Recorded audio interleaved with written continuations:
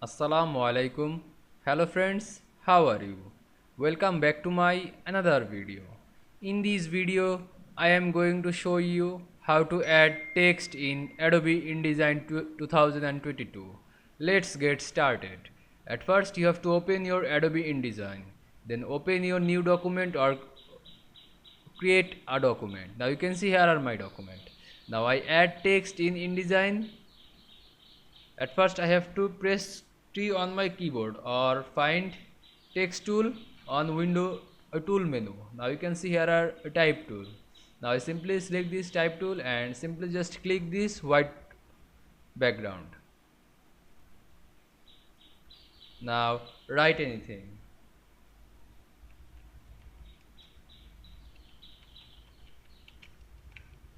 Now press Ctrl T to create a character menu. Now I change this font as you can want.